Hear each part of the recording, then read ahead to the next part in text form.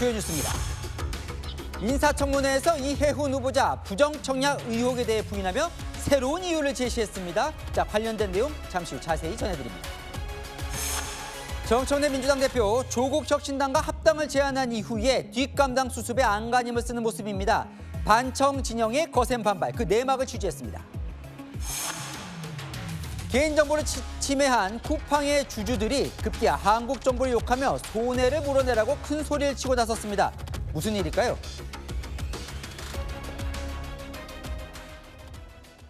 뉴스 시작합니다. 저는 동정민입니다. 이해훈 후보자 인사청문회 지금 뜨겁게 진행 중입니다. 가장 관심은 서울 강남 아파트 청약 과정이죠. 이 후보자 부부와 첫째 아들, 둘째 아들, 셋째 아들까지 같이 산다고 적어서 로또 청약에 당첨이 됐는데 알고 보니 장남은 7개월 전에 결혼식을 했더라. 그리고 신혼집도 장만을 해 있더라. 실제로는 따로 살면서 청약 점수 높이려고 거짓 서류 냈던 것 아니냐는 논란. 이 후보자가 오늘 새로운 해명을 내놨습니다. 그런데 논란은 더 뜨거워졌습니다. 정성원 기자가 보도합니다. 혼례를 올리고 곧바로 좀 문제가 생겼습니다. 두 사람의 관계가 깨어진 상황이라 최악으로 치달았습니다. 관계가 파경이 되면서 이 모든 게 이제 정신적인 압박과 스트레스 등등으로 발병도 하고 지금까지 치료를 받고 있습니다. 휴지로 눈물을 훔치는 이해훈 기획예산처 장관 후보자. 부정청약이 아니라며 새로운 이유를 제시했습니다. 결혼식을 치른 이후에도 장남이 아내와 같이 살지 않고 부모와 집에 산 건 부정청약 때문이 아니라 사이가 좋지 않아서였다는 겁니다. 추가 문제 제기가 바로 이어집니다. 며느리랑 장남이랑 사이가 안 좋았던 게 아니고요. 거의 세계 최고의 효부 수준입니다. 시아버지, 시어머니가 대박 로또 청약 받을 수 있도록 결혼도 했는데 주민등록도 안 합치고 혼인신고도 기다려주고 완전 효부 아닙니까? 부부관계가 깨졌다기에는 며느리가 청약 공고 후 시댁 가족들이 들어올 수 있게 협조한 게 수상하다는 겁니다. 여당도 같은 의혹을 제기했습니다. 파경에 가까운 상태인 며느리가 혼자 살고 있는 집에 며느리를 2달 동안 이사를 보내고 들어갔다가 다시 2달 후에 그 집을 교대한다. 왜 굳이 관계가 파탄난 며느리에게 협조를 구하는 거죠? 협조를 구했다기보다는 그냥 저희가 들어갈 곳이 없다라는 사정을 전달했고. 청문위원들은 부정청약을 부인하기엔 우연히 너무 겹친다며 불신을 드러냈습니다. 정말 우연의 일치라는 겁니까? 공교롭게 아들이 용산으로 나간 게 원패들이 나간 게 국토부의 부정청약 조사 결과 언론에 발표된 바로 그 다음 날이에요. 아유, 저희는 정말 몰랐습니다. 아니, 그리고 저희가 뭔가 부정청약을 했다는 일말의 생각이 있었어야 저런 걸 챙겨보지 않겠습니까? 정말 환상의 콤비 같습니다. 군사작전 방불케 하는. 아파트를 반납하겠냐는 질문엔 이렇게 답했습니다. 그러니까 우리가 볼 때는 명백하게 불법이에요. 그래서 저는 이 집을 저는 내놓으셔야 된다고 생각해요. 그렇게 하실 용의가 있습니까? 수사기관의 결과에 따르겠습니다. 채널A 뉴스 정성원입니다. 자, 그럼 아빠 찬스 의혹은 풀렸을까요? 장남이 연세대에 입학을 했는데 당시 연세대 교수였던 아빠가 도와준 것 아니냐는 의혹. 이해훈 후보자 처음엔 다자녀 전형으로 들어간 거라고 했는데 그때 그런 전형 없었다고 하자 착각을 했다며 사회 기여자 전형이라고 바꿨습니다. 그럼 무슨 기여를 했냐? 할아버지가 국위 선양을 했다는 이유를 들었는데요. 야당 의원, 할아버지 훈장이 국위 선양이냐 또 맹공을 퍼부었습니다. 강보인 기자가 이어갑니다. 장남은 무슨 전형으로 입학했습니까? 자, 네. 사회기여자 전형으로 입학한 건 맞습니까? 네. 이해훈 기획예산처 장관 후보자 장남의 연세대 입학 과정을 야당 의원들은 따져 물었습니다. 사회 기여자 전형이었다고 하자 곧바로 질의가 이어집니다. 사회기여자 전형 중에 국위 선양자라고 하는 게 있죠. 집안에 누가 이렇게 국위 선양했습니까? 누구냐고 물어보잖아요. 국위를 선양한 사람이 누구냐고 물어보고 국위 선양자가 누구냐고요? 국위 선양자가. 국위 선양이라는 것이 아니 훈장을 국위 선양자가 누구냐고 묻는 국위 선양자에 제가 지금 정의를 물어봅니까? 이 후보자가 무궁훈장 수훈자의 자녀나 손자는 지원 가능한 내부 규정이 있었다고 답하면서 공방은 더 커졌습니다. 이거 이 후보자의 시아버지인 김태호 전 내무부 장관은 홍조 근정훈장과 청조 근정훈장을 받았습니다.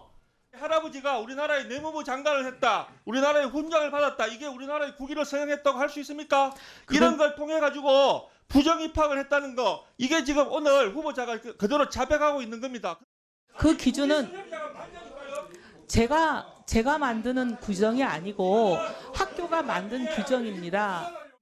이 후보자는 청문회 이전 장남의 입학 전형을 다자녀 전형이라고 했다가 사회 기여자로 번복했는데 차남과 헷갈렸다고 답했습니다.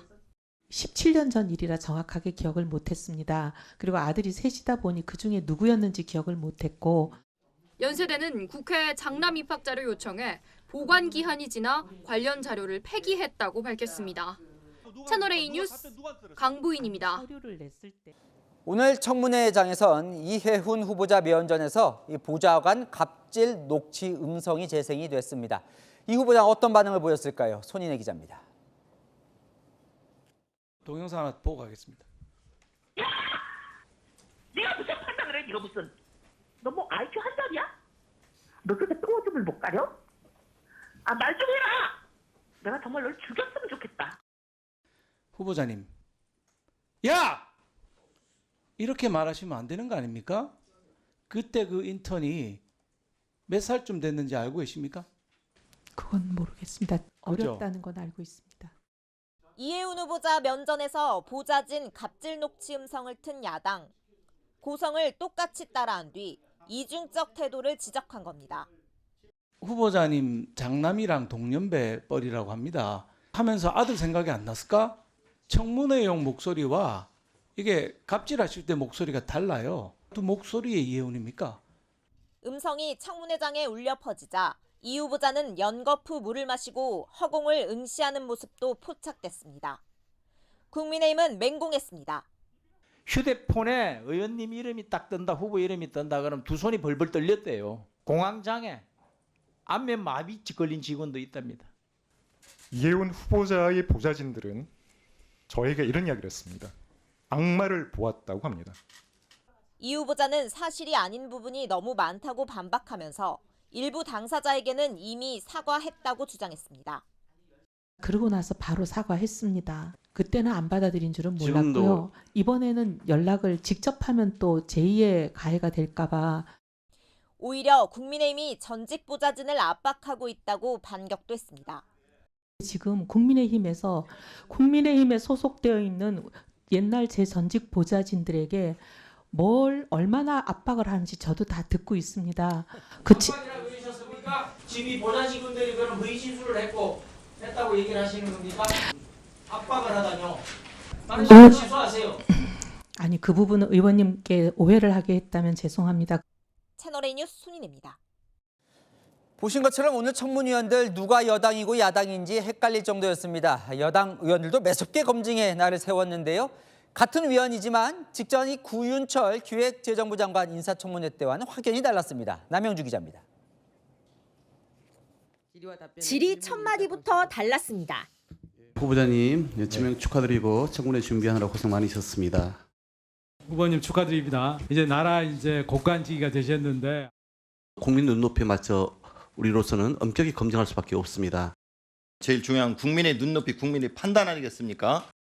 오늘 청문회에선 여당 의원들 사이 축하란 단어는 찾아볼 수 없었습니다. 야당처럼 매섭게 질의했습니다. 세종 아파트에서는 살지 않았어요? 뭐 아예 살지 않았던 건 아니지만 서울을 많이 왔다 갔다 했습니다. 예. 네. 그랬군요. 세탁하고 빨래 이런 걸 혼자 하기가 좀 힘들었다고 합니다. 글쎄요, 세탁 빨래를 그렇게 매일같이 했나 보죠? 반포에 올라와서. 그렇지는 않은데 이제 식사도 어렵고 여러 가지 어렵다 보니 그래서 전입 신고를 하지 않고 그냥 세종에 있는 직장에 계속 다닌 거군요.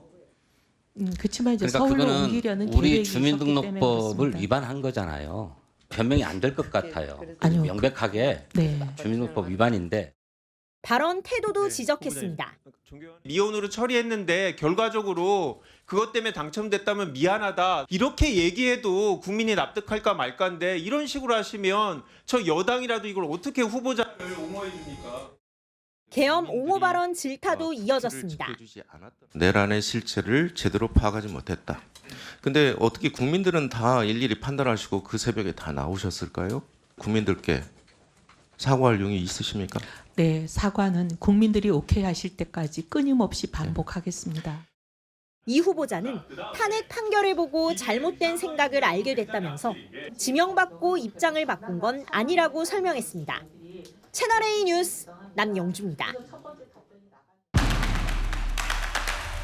자, 아는 기자 이남희 정치부 선임 기자 나왔습니다. 사실 오늘 청문회가 가장 이제 관심이 갔던 건 그동안 무슨 의혹이 터질 때마다 청문회에서 얘기하겠다고 했기 때문이에요. 이혜훈 후보자 하나씩 풀어보죠. 의혹이 풀렸는지. 자, 위장 미혼 청약 의혹 어떻게 봐야 됩니까? 일단 논란의 핵심은 이겁니다. 이 후보자가 서울 반포 아파트 청약 때 결혼한 장남을 부양가족에 넣어서 청약 점수를 부풀렸다는 의혹이 제기됐죠. 결혼한 장남을 미혼으로 속여서 로또 청약에 당첨된 게 아니냐는 거죠. 그런데요, 이 후보자 장남이 위장 미혼 아니라고 오늘 새 해명을 꺼내든 겁니다. 장남 부부가 2023년 12월 결혼식은 올렸지만 곧바로 관계가 깨졌다고요. 그러니까 청약 과정에서 불법은 없었다고 주장을 한 겁니다. 그러니까 관계가 깨져서 실제로는 따로 산 거다, 부부가. 이 의혹인데 그래서 자기 집에 산 거다. 네. 자, 의혹이 풀린 거예요. 그럼 어떻게 봐야 돼요? 그런데요, 여야 의원들 공히 저는 맥락을 보면 좀 납득이 안 간다 이런 반응을 보이더라고요. 먼저요, 관계가 틀어졌다는 며느리 같은 경우 앞서 보셨지만요, 시댁의 반포 아파트 청약 당첨을 왜 굳이 돕고 나섰냐 이런 의문을 제기하고 있습니다. 용산 전셋집에 살던 며느리 또 청약 공고 후에는 시댁 가족들이 그 집에 들어올 수 있도록 딱 맞춰서 주소도 옮겨줬다는 겁니다. 두 번째는요, 장남이 서울에서 가족과 함께 거주했다는 증거 자료도 내지 않았다는 점을 여야가 문제 삼고 있습니다. 아파트 청약 신청 당시에 이제 장남은 세종시에 있는 직장에 다녔거든요. 우리가 청약을 신청할 때 부양가족 넣으려면은 자녀가 미혼이거나 같은 주소지에 살아야 합니다. 그런데 교통카드 사용 내역 이런 거 안 내는 걸 보니까 장남과 함께 살았다는 이 후보자 주장 못 믿겠다는 거죠. 결국 이 후보자 해명이 맞는지는 수사로 가려지게 됐습니다. 부모 찬스 논란 뭐 여러 개가 많았는데 이 의혹들은 어떻게 됐어요? 일단은 이 후보자 장남 그리고 셋째 아들이요, 아버지가 교수로 재직 중인 연세대에 진학을 했습니다. 그런데 이제 장남의 경우는요, 일반 전형 아니어서 뭔가 아빠 찬스 작용한 게 아니냐 이런 의혹이 제기가 된 겁니다. 게다가요, 이 후보자가 그 장남 입학 과정에 대해서 다자녀 전형이라고 했다가 착오가 있었습니다. 사회 기여자 전형이라고 번복해서 논란이 커졌습니다. 그러니까 국위를 선양한 사람의 자녀나 손자녀가 입학할 수 있는 규정으로 입학을 했다는 건데요. 오늘 이 후보자의 해명은 시아버지가 훈장을 받아서 자격 요건이 됐다 이렇게 해명을 했습니다. 그런데 야당은 훈장 수훈자가 국위 선양자가 맞느냐 이런 규정이 있냐 의문을 제기를 했거든요. 근데 당시 입시 자료가 폐기됐다고 하더라고요. 완벽한 진실 규명에는 물음표가 남게 됐습니다. 자, 오늘 또 하나의 관심은 이 후보자가 이제 작성했다는 비망록이 공개될 거다 뭐 이런 얘기도 있었는데 이건 어떻게 된 거예요? 어떻게 공개될지가 관심이었어요. 일단 천하람 의원이 주장했던 이 후보자 비망록 의혹은요, 2017년에 이 후보자 금품 수수 의혹에 대한 무마 정황도 담겨 있다. 또 무속인과 종교에 의지하는 듯한 내용도 담겨 있다. 또 낙선 의원 명단도 담겨 있다. 뭐 이런 내용들이 담겼다는 주장이 나왔었습니다. 근데 이 후보자는 오늘 내가 작성하지 않았다 이렇게 강하게 반박을 했습니다. 제3자가 짐작과 소문을 버무려서 쓴 거다 이렇게 말했는데요. 이제 천하람 의원 같은 경우는 아니 후보자가 작성한 게 아니라면 공개해도 되는 거 아니냐 이렇게 몰아세웠는데요. 하지만 이 후보자가 거부했기 때문에 지금까지는 이 비망록을 공개하진 않았습니다. 그러니까 천하람 의원도 공개는 안 한 거네요. 자, 갑질 의혹은 어떻게 됐나요? 일단은 녹취가 나왔잖아요. 오늘 면전에서 틀기도 했는데 그 부분에 대해서는 증거가 있다 보니까 인턴 갑질은 자신의 잘못 인정하면서 거듭 사과를 했습니다. 자, 아직 이제 뭐 끝난 건 아니에요. 오늘 밤까지 계속 진행이 될 것 같은데 거치는 어떻게 될 것 같습니까? 오늘 청문회 분위기 보셨잖아요. 여당도요. 이게 변명이 됩니까? 옹색한 답변이라면서 이 후보자 굳이 감싸지는 않더라고요. 어제 송원석 국민의힘 원내대표 만난 홍익표 정무수석도요. 청문회 안 하고 어렵게 모신 이 후보자를 날리게 되면 미안하지 않겠냐면서 뭔가 청문회 기회는 주자고 말한 걸로 알려져요. 일단 청와대 관계자 주말까지 좀 여론을 지켜보면서 결정하겠다는 반응을 보였습니다. 네, 잘 들었습니다. 아는 기자 이남희 선임 기자였습니다. 다음 소식입니다. 정청래 민주당 대표 조국 혁신당과의 합당을 어제 제안한 이후에 당내 수습에 안간힘을 쓰고 있습니다. 이 당 내에서 독단적이라는 비판이 일면서 배경 설명만 3차례나 했습니다. 최지원 기자입니다. 조국 혁신당과의 합당 카드를 꺼내든 정청래 민주당 대표. 당내 거센 비판에 합당 결정 배경을 설명하는 데 진땀을 빼고 있습니다. 어제 회견 직후 독단적이란 비판이 일자 정 대표는 당정청이 충분히 이야기해서 진행됐다고 의원들에게 설명했습니다. 청와대와 공유했다는 점을 강조했습니다. 공유할 수 있는 그러한 단위들과는 대체로 공유가 된 것으로 그렇게 알고 있습니다. 신청기 의원들도 방어전을 펼쳤습니다. 이런 양당 합당이랄지 통합은 대통령의 평소 지론이었다. 정청래 대표님의 방향성 제시가 매우 적절했다고 생각합니다. 하지만 대통령을 끌어들이고 있다는 비판이 재차 제기됐고 오늘 다시 대통령과 논의한 바 없다며 수습에 나섰습니다. 저는 합당 제안을 한 겁니다. 전당원들이 투표를 통해서 동의를 해야 그 다음 진도를 나갈 수 있는 사안입니다. 민주당은 합당 작업이 차질 없이 진행될 경우 전당원 투표 등을 거쳐 3월 중하순쯤 합당 절차를 끝낸다는 계획입니다. 채널A 뉴스 최재원입니다. 자, 정청래 대표의 해명에도 불구하고 이 반청계 최고위원들 공개 비판에 나섰습니다. 이번 합당 제안은 대통령과 공유된 사안이 아니라며 대통령을 끌어들이지 말라고 했는데요. 당 초선 의원들도 나섰습니다. 보도에 신희철 기자입니다. 반청계로 분류되는 민주당 최고위원 3인이 긴급 기자회견을 열었습니다. 최고위원도 모른 채 조국 혁신당과 합당 논의가 진행됐다며 정청래 대표에게 공식 사과와 재발 방지를 요구했습니다. 합당 제안을 언제 누구랑 어디까지 어떻게 논의하였는지 이제 당원들에게 즉시 진상을 공개하십시오. 마치 대통령의 뜻인 것처럼 오해를 낳고 있다고도 비판했습니다. 이재명 대통령님과 교감이 있었던 것처럼 보도되었습니다. 그러나 확인 결과 이는 사실이 아닙니다.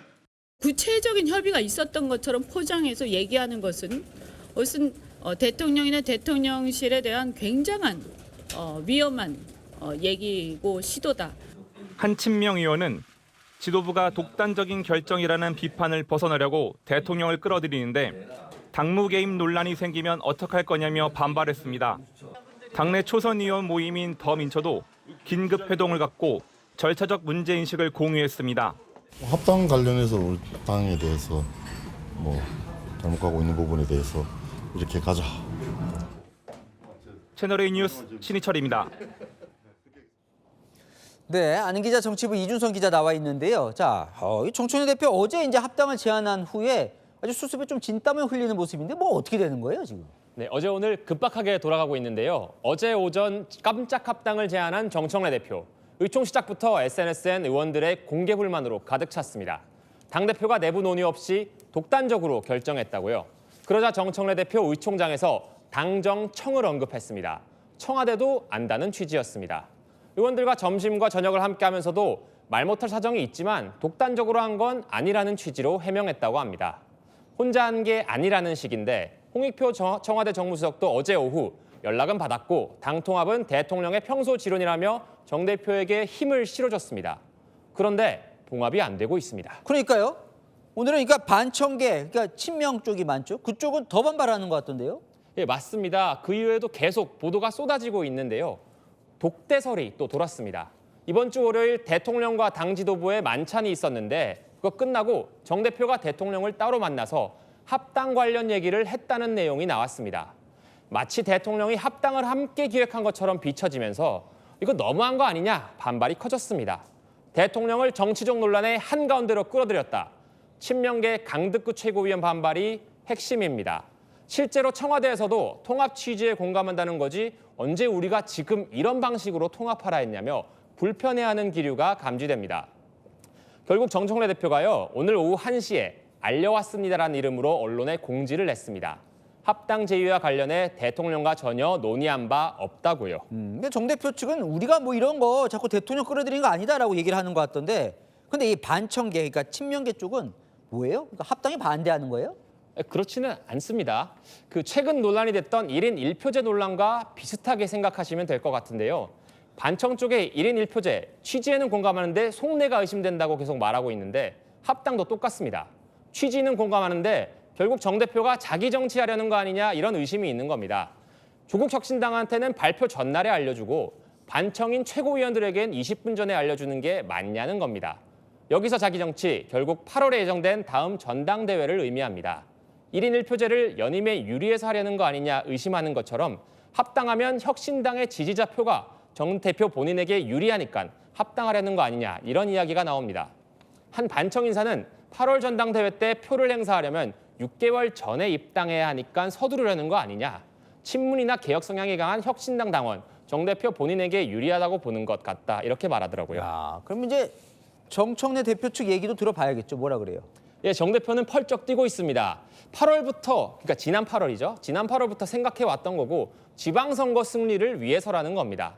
정 대표가 오늘 특정 개인의 이익이 아니라 전체 당원의 이익으로 작동해야 한다고 직접 해명한 것도 같은 취지입니다. 그러니까 전당원 투표로 한다고 하니까 좀 자신도 있어 보이는데 어떨까요? 앞으로 이 지금 충돌이 더 커질 것 같습니까? 그건요, 정 대표의 리더십에 달려 있는 것 같습니다.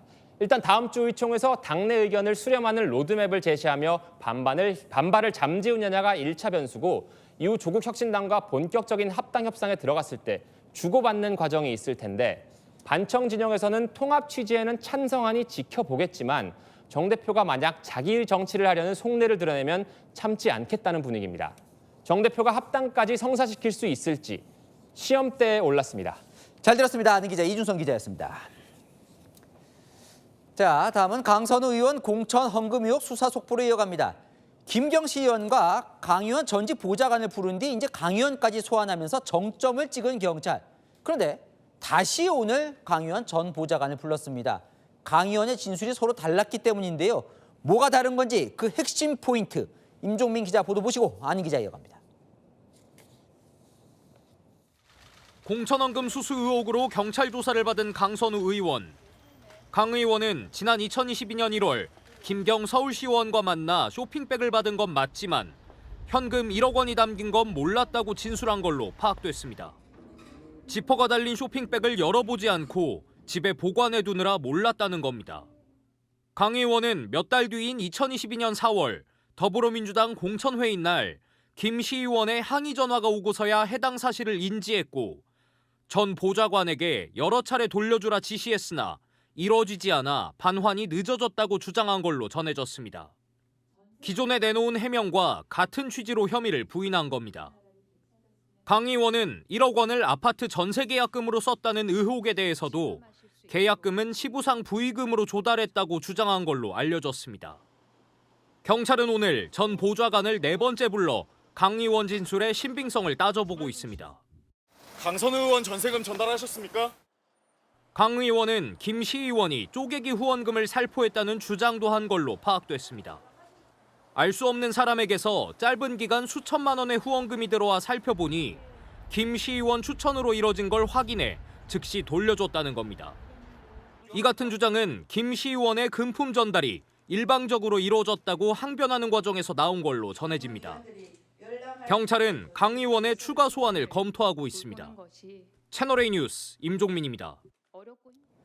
네, 한 기자 사회부 백승우 기자 나와 있습니다. 자, 강선우 의원 경찰 이제 보니까 강선우 의원이 진술한 게 맞는지 좀 재차 확인을 해야 되는 상황인 것 같아요. 자, 강선우 의원 진술 보면 쇼핑백을 받았는데 그게 돈인 줄은 몰랐다 이런 내용인 거죠 지금? 네, 그렇습니다. 강 의원 지난 2022년 1월에 서울의 한 호텔 카페에서 김경 시의원과 만났고 쇼핑백을 받았던 사실은 인정한 걸로 전해집니다. 다만 이 쇼핑백에 돈이 담긴 건 몰랐다고 경찰에 진술한 걸로 파악됐습니다. 지퍼가 달린 쇼핑백을 열어보지 않고 자신의 아파트 방에 보관해두고 있다가 나중에 보니까 거기에 1억 원이 들어있었는지 몰랐다. 그런 주장으로 보입니다. 자, 그러니까 이제 쇼핑백에 뭘 들어있는지는 몰랐다. 경찰이 신빙성을 따져봐야겠죠. 네, 맞습니다. 경찰은 지금 이 말의 신빙성과 함께 의심하고 또 따져보고 있습니다. 일단 돈 전달 자리에 함께 있었고 문제의 쇼핑백을 차에 실어줬던 강 의원의 전 보좌관. 이 1억 원을 지난 2022년 3월에 강 의원 아파트 전세 계약금에 썼다고 경찰에 진술한 상태입니다. 반면에 강 의원은 이 전세금이 시아버지 장례 치를 때 들어온 부의금으로 조달했다고 반박한 걸로 전해지는데요. 이 쇼핑백이 들어있었던 1억 원이든 부의금이든 다 현금이다 보니 어디에 썼는지 흔적이 남지 않잖아요. 경찰이 오늘 전 보좌관을 4번째 다시 불러 조사한 이유, 두 사람 말의 진위를 가려내기 위해서입니다. 근데 이제 핵심은 이거 같아요. 제목도 있던데 돈을 뭔가 쇼핑백을 받았는데 몇 달이 지나서야 이제 돌려준 그 이유가 이제 궁금한 거예요. 네, 맞습니다. 한번 좀 타임라인 한번 보실까요? 네, 강 의원 지난 2022년 1월에 서울의 한 특급 호텔에서 쇼핑백을 받았고 4월에 공천 앞두고 김씨 의원 항의를 받고 그제서야 돈인 줄 알았다고 했잖아요. 이후에 보좌관에게 여러 번 반환 지시했지만 이루어지지 않았고 8월이 돼서야 다른 호텔에서 반환했다고 진술한 걸로 파악됐습니다. 4개월 뒤에 돌려줘도 문제가 되는 거 아닙니까? 네, 강 의원은 근데 공천 대가성을 전면 부인하고 있는데 뒤늦게 알았다는 주장을 계속 이어갈 것으로 예상되는데 다만 말씀하신 것처럼 돈을 받은 걸 뒤늦게 알고 돌려줬다 하더라도 언제 돌려줬는지, 갖고 있던 기간 등에 따라 정치자금법 등 법 위반 소지는 여전히 남아 있습니다. 강 의원이 이런 진술한 걸로 알려지는데 김경시 의원이 쪼개기 후원금을 보냈다. 이건 어떻게 봐야 돼요? 네, 한번 살펴볼까요? 강 의원이 1억 원을 돌려준 이후에도 김씨 의원 추천으로 수천만 원의 정치 후원금이 들어와 돌려줬다고 주장했습니다. 김씨 의원이 후원금 한도를 넘지 않게 다수의 명의로 쪼개서 자신에게 돈을 보냈고 이를 확인해서 다 돌려줬다는 건데요. 김씨 의원 입장에서는 강 의원 입장에서는 김씨 의원이 원래 이렇게 일방적으로 돈 건네는 사람이라고 주장하는 과정에서 나온 진술로 파악됩니다. 경찰은 이 후원금의 입출금 내역 등을 확인하고 있습니다. 네, 아는 기자 백승우 기자와 살펴봤습니다. 장동혁 국민의힘 대표 단식이 끝나자 다시 한동훈 전 대표 징계 문제가 수면 위로 떠오르고 있습니다. 한 전 대표는 오늘까지인 재심 청구 하지 않을 예정인데요. 제명 결정, 당 지도부는 당분간 보류할 가능성이 제기됩니다. 최승현 기자입니다. 국민의힘 윤리위가 내린 한동훈 전 대표 제명 처분에 대한 재심 청구 시한은 오늘 밤 12시까지입니다. 한 전 대표 측은 재심 청구 안 한다고 전했습니다. 결과가 달라지지 않을 테니 의미가 없다는 겁니다. 친한계는 통합을 강조하며 당 지도부의 제명 철회를 압박했습니다. 휴식을 취하고 돌아오자마자 그렇게 무리수를 두게 되면 하루아침에 또 분열로 바뀌게 되잖아요. 근데 결론적으로는 부럽다. 있는 사람 내보내려고 하는 저희당 상황보다는 민주당 상황이 그래도 양반이죠. 한 전 대표도 직접 지지자 커뮤니티에 함께 가주십시오라는 댓글로 내일 예정된 제명 철회 집회 참여를 독려했습니다. 당 지도부는 다음 주 월요일 최고위에서 제명안을 상정할지 고심 중입니다. 한 최고위원은 한 전 대표와 통합할 가치가 있냐며 제명 의견을, 또 다른 최고위원은 바로 제명하면 제명용 단식으로 의미가 퇴색될 것이라며 반대 의견을 냈습니다. 장 대표가 병원 치료 중인 만큼 다음 주 월요일은 결정을 넘길 가능성이 높다는 관측입니다. 채널A 뉴스 최승현입니다. 장동혁 국민의힘 대표가 단식하는 동안 실시한 한국갤럽 지지율 조사 결과가 나왔습니다. 대통령과 국민의힘 지지율 어떻게 바뀌었는지 이상원 기자가 보도합니다. 이재명 대통령의 국정 지지율이 다시 반등해 60%를 넘겼습니다. 직전 조사인 지난주 지지율보다 3%포인트 상승했습니다. 민주당 지지율도 동반 상승했습니다. 2%포인트 올라 43%를 기록했습니다. 반면 국민의힘은 직전 조사 대비 2%포인트 떨어졌는데 2주 연속 하락세입니다. 이번 조사는 8일간 이어진 장동혁 대표 단식 기간에 실시됐습니다. 보수 결집 시도가 장 대표 단식 기간 이어졌지만 지지율 반등엔 실패한 겁니다. 국민의힘은 대구 경북을 제외한 전국에서 지지율 30% 벽을 넘지 못했습니다.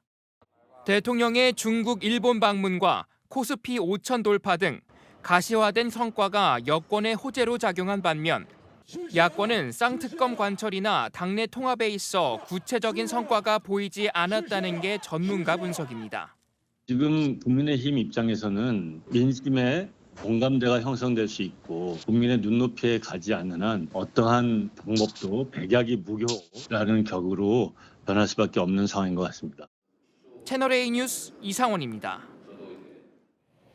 네, 이번 주 내내 이어지고 있는 매서운 한파에 폭포도 바다도 나무도 죄다 얼어붙었습니다. 강원 내륙은 아침 기온이 영하 20도까지 떨어졌는데요. 강경모 기자가 취재했습니다. 50m 높이의 거대한 빙벽이 등장했습니다.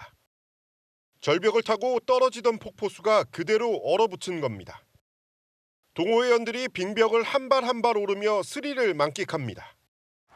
주류 창고에 쌓아뒀던 맥주와 소주도 추운 날씨를 견디지 못했습니다. 연일 한파가 계속되면서 주류 창고에 있던 술은 새하얗게 얼어버렸습니다. 어르신들이 운동을 즐기는 파크 골프장도 칼바람이 부는 날씨에 부쩍 한산해졌습니다. 뭐 말도 못하지요. 패딩 뭐 다 입고 있으면 특별히 손이 시려워요. 파크 골프는 손이 시렵습니다. 팩을 또 하나 가져와가지고. 오늘도 강원 양구 방산이 영하 21.7도까지 떨어졌고 화천과 철원이 영하 20도 아래를 기록하는 등 한파가 기승을 부렸습니다. 골짜기가 하얀 얼음으로 뒤덮였습니다. 나무도 시간이 멈춘 듯 그대로 얼어붙었습니다. 계곡지하수를 얼린 인공빙벽인데 추운 날씨가 이어지며 위용을 한층 더합니다. 대구에서 볼 수 없는 이런 빙벽을 비슬산에 와서 볼 수 있어서 너무 좋은 것 같습니다. 부산 앞바다도 갯바위로 밀려든 바닷물이 얼어붙었습니다. 포근한 날씨에 바다에 들어가 물놀이를 즐기던 지난 주말과는 사뭇 달라진 모습입니다. 채널A 뉴스 강경모입니다. 네, 당분간은 외출하실 때 여러 겹 단단히 껴입으셔야겠습니다. 이달 말까지는 이 정도 추위 각오하셔야 된다는데요. 퇴근길 현장에 나가 있는 취재기자 연결해 날씨 상황 알아보겠습니다. 네, 김동아 기자, 밖에 서 있기조차 힘든 날씨죠? 네, 맞습니다. 제가 지금 서 있는 이곳 서울역 가만히만 서 있었는데도 얼굴이 얼얼합니다. 오늘 서울 최저기온은 영하 11도, 체감온도는 영하 16도까지 떨어졌었는데요. 이 뒤에 보이시는 것처럼 시민들은 각자의 방한용품들, 목도리, 패딩, 그리고 장갑까지 모두 중무장한 채 퇴근길에 나서고 있습니다. 실제로 사무실 물이 얼었어요. 그래서 물이 잠깐 안 나왔던 적도 있어요. 바람이 너무 칼같이 불어서 얼굴이 다 썰리는 기분이에요. 제가 수면 바지를 안에 입었거든요.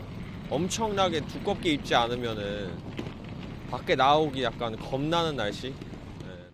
오늘 하루 충청도와 남부 지역을 제외한 전역에 한파특보가 닷새째 이어졌습니다. 주말에도 서울 최저기온 영하 11도, 낮 최고기온 영하 2, 3도에 머물 것으로 보입니다. 1월 말까지는 최고기온도 영하권을 유지할 전망입니다. 추위가 계속되는 건 북극발 찬 공기 때문인데요. 찬 공기가 한반도 상층의 강한 고기압에 막혀 흐르지 못하고 내려온 겁니다. 월요일부터 오늘까지 수도 계량기 동파가 총 210건 발생하는 피해도 잇따르고 있습니다. 당장 오늘 늦은 밤부턴 서울과 경기, 인천 등에선 눈 예보도 있어 빙판길 주의하셔야겠습니다. 지금까지 서울역에서 전해드렸습니다. 네, 오늘 오후 서울 지하철 1호선 종로 3가역에서 연기가 났습니다. 시민들이 급히 대피하는 소동이 벌어졌는데요. 열차 바퀴에서 불이 났는데 브레이크 과열 가능성이 나옵니다. 광민경 기자가 보도합니다. 지하철 승강장 안이 뿌연 연기로 가득합니다. 앞이 잘 보이지 않는 상황에서 이용객들은 출구로 가는 길목에 멈춰섰습니다. 승강장엔 연신 경보음이 울리고 소방과 경찰대원들이 역 안을 오고 갑니다. 승강장에서 올라온 시민들은 출구를 찾아 나섭니다. 경찰과 소방대원들은 역 안으로 들어온 시민들을 돌려보냅니다. 청량역으로 이동했습니다. 서울 지하철 1호선 종로 3가역에서 연기가 난 건 오늘 오후 2시 38분쯤 서울역 방향으로 가는 열차 바퀴에 불이 났습니다. 한때 상행선 열차는 종로 3가역을 무정차 통과했고 역 안출입은 통제됐습니다. 냄새가 많이 났죠. 화재가 났다고 못 들어가게 해서 지금 서서 기다리고 있습니다. 차가 저쪽에도 있고 이쪽에도 있고 해가지고 약간 매콤 냄새 나긴 납니다. 연기가 난 지 약 40분 만에 모든 열차 운행은 정상화됐습니다. 소방당국은 브레이크 과열로 인해 연기가 난 것으로 보고 자세한 원인을 조사하고 있습니다. 채널A 뉴스 광민경입니다. 술에 취한 40대 남녀가 출동한 구급대원들에게 소란을 피우고 이를 제지하던 경찰관들을 폭행했습니다. 경찰관 3명이 다쳤는데요. 무슨 일이 있었던 걸까요? 김지우 기자가 보도합니다. 경찰관을 붙들고 몸싸움을 벌이는 남성. 일행이 말려보지만 무언가 화가 난 듯 손을 놓지 않습니다. 주차장을 빠져나가는 경찰에게 달려가 몸을 부딪히더니 일행인 여성도 경찰관과 뒤엉키며 한바탕 싸움이 벌어집니다. 지난 16일 서울 동대문구에서 40대 남녀가 출동 경찰관을 폭행하는 모습입니다. 욕 같은 걸 하면서 뭐 이러면서 이렇게 씹어 던졌다고 그러더라고요. 전자담배를. 만취 상태에서 주먹을 휘두른 이들을 제압하던 경찰관 3명이 다쳤습니다. 이들은 앞서 출동한 119 구급대원들에게도 시비를 걸었습니다. 계단에서 넘어져 다친 일행을 병원에 데려다주지 않는다는 이유였습니다. 구급대원은 다친 일행이 병원 이송을 거부했다고 설명했지만 시비가 계속되자 경찰이 출동한 겁니다. 경찰은 특수공무집행방해 치상 혐의로 40대 남녀를 검찰에 넘겼습니다. 채널A 뉴스 김지우입니다. 전통시장에 세워져 있던 차량이 지나가던 부부를 덮쳤습니다. 운전자가 꽈배기를 사려고 차를 잠시 세워뒀는데 기어를 주행 상태에 둔 걸로 조사됐습니다. 김대욱 기자입니다. 시장 골목에 멈춰서는 분홍색 차량. 운전자가 차에서 내려 맞은편 상점으로 향합니다. 그런데 웬일인지 차량이 움직이기 시작합니다. 앞서 걸어가던 남성과 여성을 따라붙는가 싶더니 그대로 덮칩니다. 놀란 상인들이 달려오고 한 상인이 운전석에 올라타 세우려 애를 씁니다.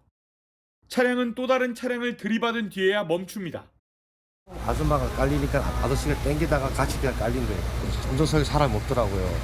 그래가지고 저 앞집에 가게 사장하고 둘이 창문 열어가지고 브레이크를 잡은 거예요. 차량이 50대 부부를 덮치는 사고가 난 건 어제 오전 10시 5분쯤. 부부는 병원으로 옮겨졌는데 생명엔 지장이 없는 것으로 알려집니다. 경찰 조사 결과 50대 운전자가 꽈배기를 사려고 차를 세웠는데 시동은 켜져 있었고 기어는 주행 상태에 놓여 있었습니다. 그 정차한 집 차 옆에가 바로 꽈배기 집이에요. 본인은 모르겠대요. 본인이 피해 났는지 드라이브 났는지. 경찰은 운전자를 입건하고 경위를 조사 중입니다. 채널A 뉴스 김대욱입니다.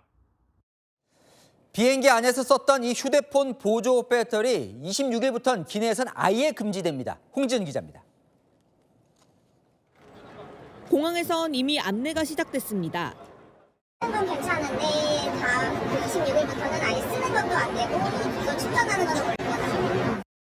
국내 항공사 대부분이 보조 배터리의 기내 사용을 전면 금지합니다.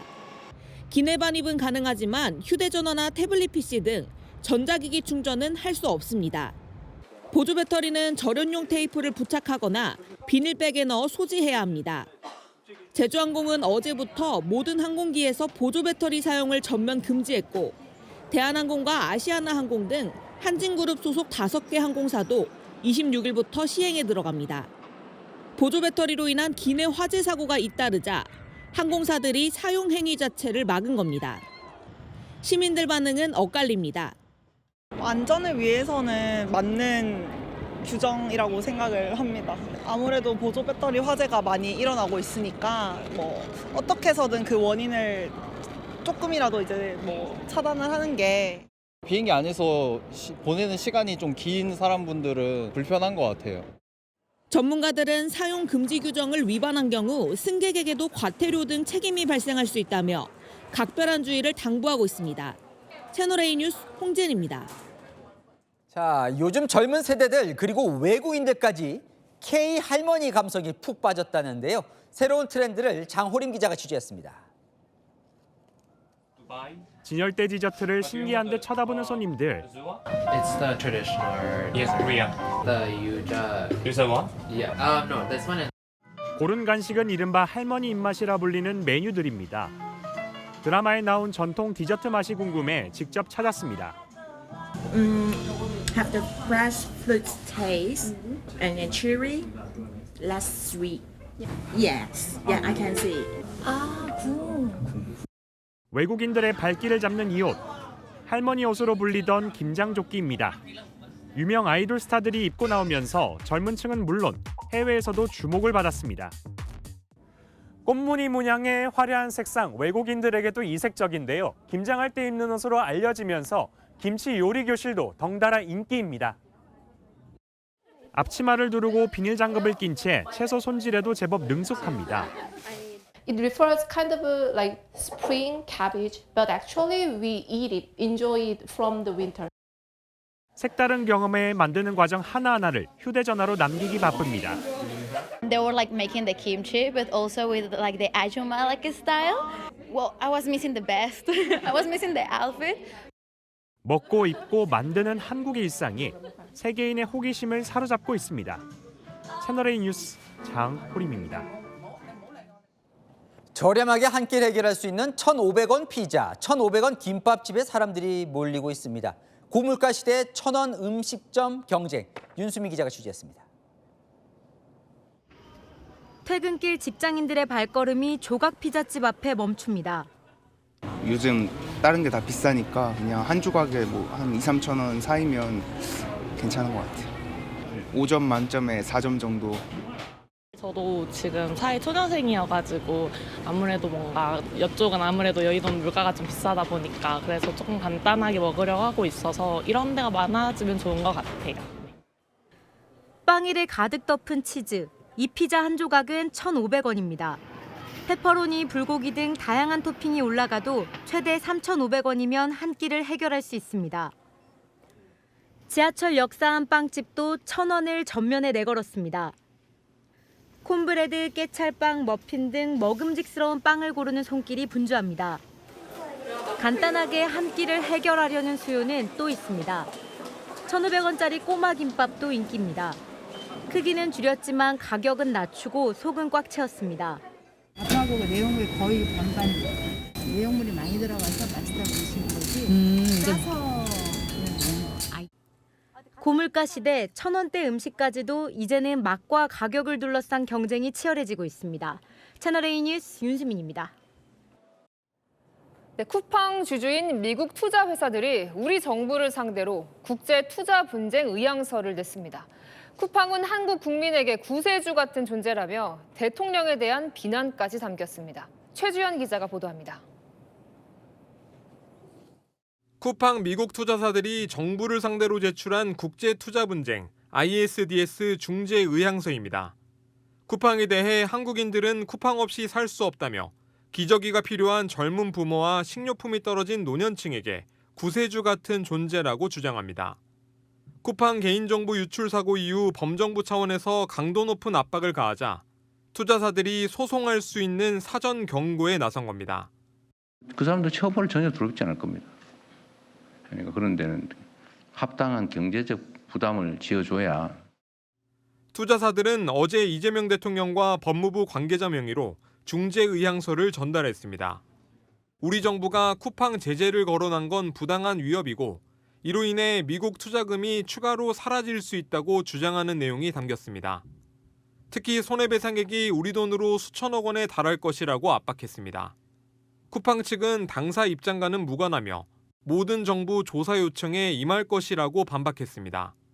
반면 노동계는 협박에 굴복해서는 안 된다고 추가 수사와 제재를 촉구했습니다. 정부 관계자는 법리 검토 후 유관기관과 다음 주 중 대응 논의를 할 것이라고 밝혔습니다. 쿠팡 주주사들은 이번에 의향서를 전달한 시점을 기준으로 90일 이후부터 본격적인 중재 절차에 나설 수 있습니다. 채널A 뉴스 최주현입니다. 네, 이재명 대통령이 코스피 5,000선을 돌파로 국민 재산이 늘었다고 평가했습니다. 국민연금 고갈 걱정도 사라졌다고 했습니다. 박재혜 기자입니다.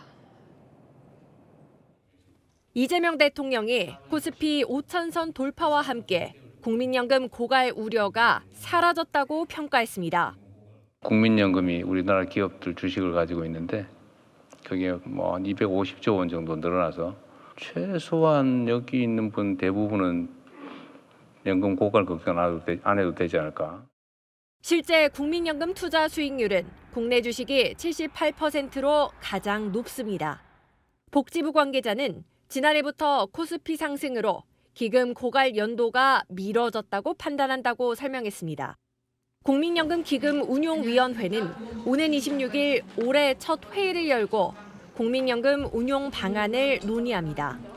이재명 대통령은 SNS에 다주택자 양도세 중과 유예 연장을 전혀 고려하지 않고 있다고 일축하기도 했습니다. 이에 따라 오는 5월 10일부터 다주택자 양도세율이 최대 30%포인트 높아지면서 세금 폭탄을 피하기 위한 급매물도 나오고 있습니다. 다만 지난해 12월 기준 다주택자는 16% 수준으로 전체 부동산 시장 가격 안정에 미치는 영향은 미미할 수도 있다는 분석도 나옵니다. 채널A 뉴스 박재입니다. 네, 트럼프 대통령 그린란드에 대해 어제는 한 발 물러서는 듯 하더니 이번엔 완전한 영구적 접근권을 언급했습니다. 결국 이걸 노린 걸까요? 구매 대신 접근권이라고 표현하며 대가 지불 없이 사실상 미국 땅처럼 무제한 권한을 행사하겠다는 건데요. 현지 움직임 유근영 특파원이 직접 들어봤습니다. 그린란드 서남단 수도 누크에 위치한 누크항입니다. 고깃배들이 쉴 새 없이 움직이고 어민들은 고기잡이에 한창입니다. 5년 전만 해도 1월이면 항구가 모두 얼어붙었지만 지금은 이렇게 얼음이 모두 녹아있는 것을 볼 수 있습니다. 기온은 영하 1도, 서울보다 따뜻합니다. Before it's very cool many years ago, so now it's very different and warmer. 지구온난화로 해빙 기간이 늘면서 배가 더 자유롭게 움직이게 된 겁니다. 실제로 그린란드의 교역량은 10년 전보다 20% 늘었습니다. 북극 바닷길이 열리며 그린란드의 가치는 더 커지고 있습니다. 북극 항로를 이용하면 기존 수에즈 운하 경로보다 약 40% 단축됩니다. 중국과 러시아가 개발에 총력을 다하는 가운데 트럼프 대통령이 손을 놓고 있을 수 없는 상황입니다. 막대한 광물 자원도 그린란드가 주목받는 또 다른 이유입니다. 기자가 찾은 자원개발 회사에서도 트럼프의 병합 의지는 큰 화두였습니다. A lot more press interest, a lot more investor interest, but so far what I hear from the business is that nothing really has materialized in form of investments. 미 항공우주국 나사도 이 업체의 돌을 사용합니다. 다만 최근의 관심에 대해 경계심도 드러냅니다. I think there's just a general advisement to be cautious. We don't speak about politics. This interest also generates a lot of noise. Not all interest is productive. We're very cautious about that. 환경 변화로 잠재 가치가 높아진 그린란드. 강대국의 각축장이 되며 고민도 깊어지고 있습니다. 채널A 뉴스 유근영입니다. 네, 영문도 모른 채 서 있는 5살 소년. 유치원을 다녀오던 길에 이민국 단속 요원들에게 연행됐습니다. 이 사진이 퍼지면서 미국 전역에 분노가 번지고 있습니다. 박자은 기자입니다. 하늘색 모자를 쓴 아이 뒤로 마스크를 쓴 이민 세관 단속국 아이스 요원이 보입니다. 잠시 뒤 이 요원은 대기 중이던 차량에 아이를 태웁니다.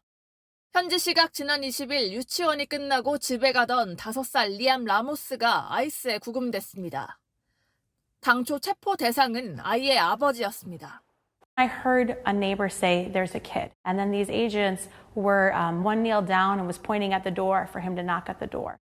국토안보부는 아이의 아버지가 에콰도르 출신 불법 체류자라며 용의자가 도망치면서 요원이 아이와 함께 있게 됐고 구금시설에 아들과 같이 가겠다고 한 것이라고 해명했습니다. 가족의 입장은 다릅니다.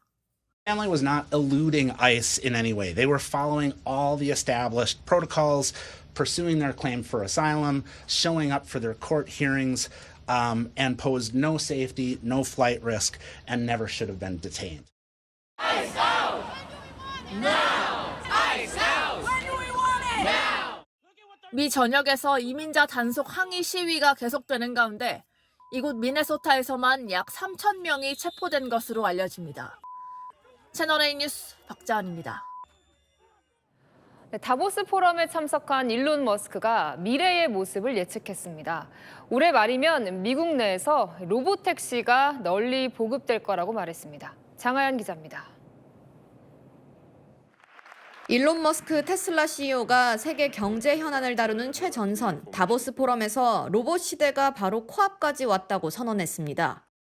There will be such an abundance of goods and services because my prediction is that there'll be more robots than people.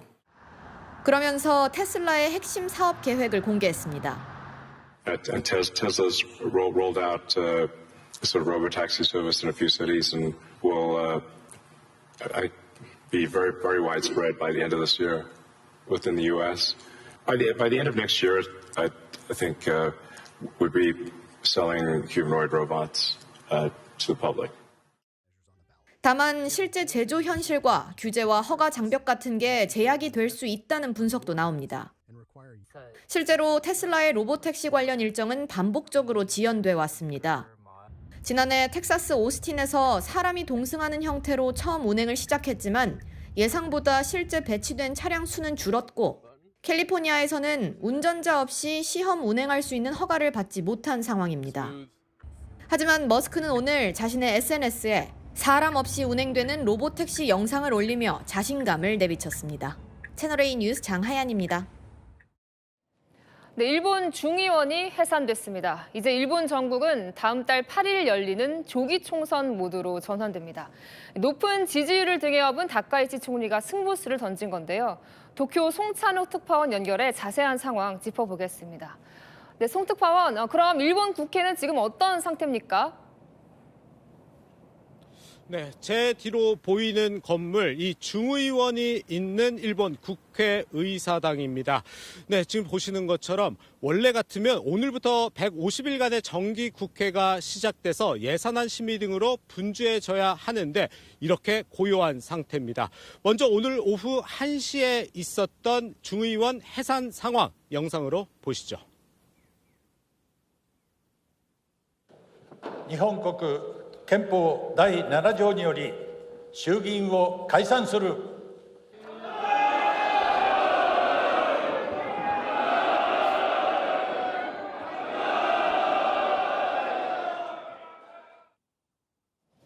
네, 다카이치 총리가 이 조기 총선에 나선 배경은 뭔가요?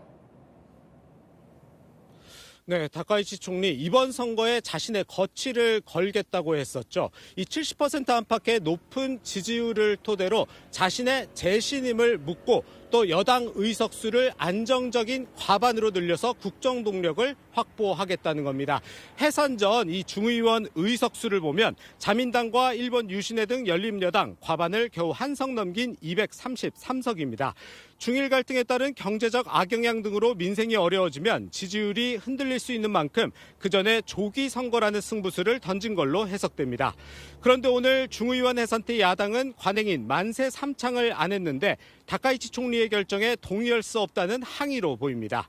야당은 예산안 등 민생을 내팽개치고 1년 3개월 만에 해산했다는 점을 부각하며 정권 심판을 호소하고 있습니다. 선거는 다음 달 8일 치러지고 이후 30일 안에 총리를 다시 선출하게 됩니다. 지금까지 도쿄에서 채널A 뉴스 송찬욱입니다. 네, 미국 뉴욕의 한 은행인데요. 창문이 깨졌습니다. 누가 침입이라도 한 걸까요? 범인은 사슴이었습니다. 김호영 기자입니다. 깨진 창문으로 조심스럽게 들어가는 경찰관. 창문을 깨고 침입한 불청객은 야생 사슴입니다. 흥분한 사슴은 이곳저곳을 날뛰었고 경찰관도 몸을 피하며 쉽사리 접근하지 못합니다. 미국 뉴욕의 한 은행에 사슴이 들어온 건 지난 18일. 사슴은 막다른 곳에 몰리며 결국 생포됐습니다. 경찰은 사슴을 깨고 들어온 창문으로 다시 내려갔고 사슴은 자연으로 돌아갔습니다. 흘러내리는 흙더미에 거대한 나무가 힘을 쓰지 못하며 그대로 고꾸라집니다. 산사태가 휩쓸고 간 능선은 속살이 드러났고 구조와 복구 작업이 바쁘게 이뤄집니다. 어제 뉴질랜드 북부 해안 마운가누이 캠핑장에 폭우로 인한 산사태가 발생했습니다. 당국은 최소 2명이 숨지고 6명이 실종됐다고 밝혔습니다. At this stage, a lot of our focus, as you've seen here overnight and today, continues to be a search and rescue mission. 인도에서 운행 중인 놀이기구. 삐걱대는 소리와 함께 흔들리더니 결국 폭삭 가라앉습니다. 지난 19일 지역 축제에서 운행 중이던 놀이기구가 붕괴한 겁니다. 기구에 타고 있던 학생 14명이 병원으로 이송됐습니다. 채널A 뉴스 모영입니다. 영원한 피겨 여왕 김연아가 배구 여제 김연경과 만났습니다. 어떤 대화를 나눴는지 김재혁 기자가 전해드립니다. 종목은 달라도 여왕과 여제 사이엔 끈끈한 의리가 있었습니다. 선배님께서 이제 콜을 하셔가지고 이거는 나가는 게 예의다 생각해가지고 감사합니다. 김연경답게 질문도 돌직구였습니다. 그 아사다마오 선수랑은 친해요?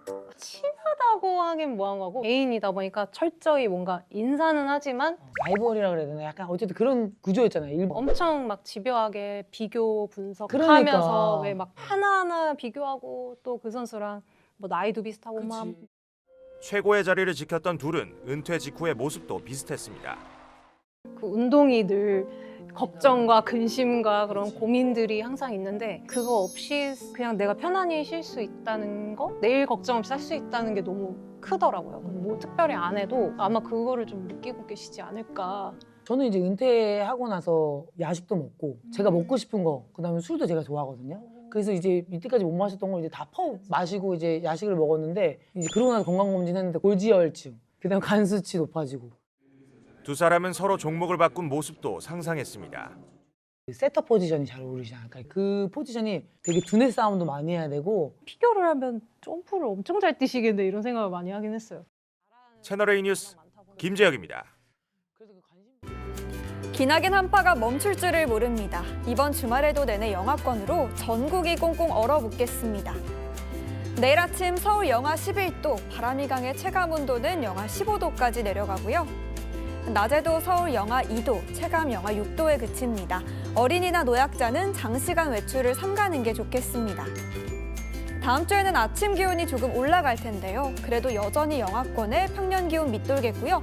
바람 때문에 실제 느끼는 추위는 더 심할 걸로 보입니다. 한편 오늘 밤엔 전국 곳곳에 눈이 내립니다. 호남에 최대 5cm, 중부에도 1에서 3cm가 오겠고요. 영하의 기온의 빙판길이 예상돼 운전 조심해야겠습니다. 날씨였습니다. 뉴스에 마칩니다. 시청해주셔서 감사합니다.